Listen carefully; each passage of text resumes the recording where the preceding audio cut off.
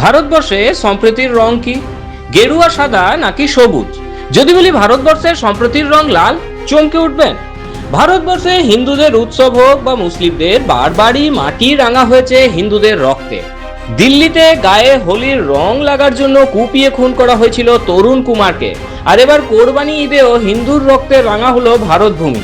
গত বৃহস্পতিবার বকরি ঈদের দিন গাজিয়াবাদের খোড়া এলাকায় সূর্য প্রতাপ চৌহান নামে 17 বছর বয়সী একাদশ শ্রেণীর এক ছাত্রকে ধারালো অস্ত্র দিয়ে এলোপাথারি কোপানোর অভিযোগ ওঠে আসাদ ও তার দলবলের বিরুদ্ধে।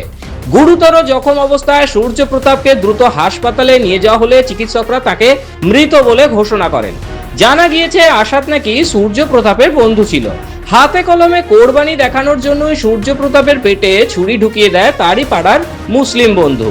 ঈদের দিনে এই মর্মান্তিক খুনের ঘটনায় ক্ষোভে ফেটে পড়েন স্থানীয় বাসিন্দারা। স্থানীয়রা রাস্তায় নেমে তীব্র প্রতিবাদ জানায় এবং মূল অভিযুক্তকে অবিলম্বে গ্রেফতারির দাবিতে সরব হয়। পরিস্থিতির গুরুত্ব বুঝে তৎপর হয় পুলিশ প্রশাসন। তদন্তে নেমে গাজিয়াবাদ পুলিশ এই ঘটনায় মোট 5 জন অভিযুক্তের নাম প্রকাশ করে। ঘটনার কিছু ঘন্টার মধ্যেই 3 অভিযুক্তকে গ্রেফতার করতে সক্ষম হয় পুলিশ। তবে মূল অভিযুক্ত আসাদ পুলিশের চোখে ধুলো দিয়ে গা ঢাকা দিয়েছিল।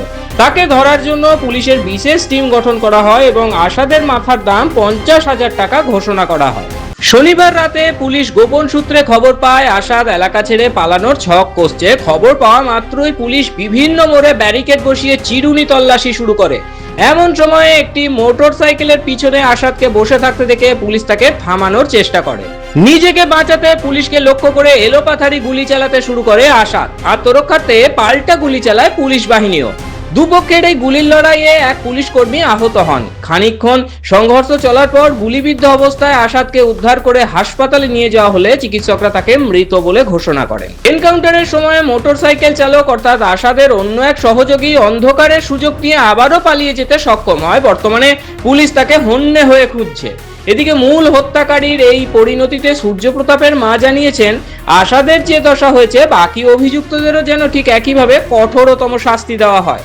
ভারতবর্ষ সম্প্রীতির ভূমি, শান্তির ভূমি, অতিথি বৎসল ভূমি।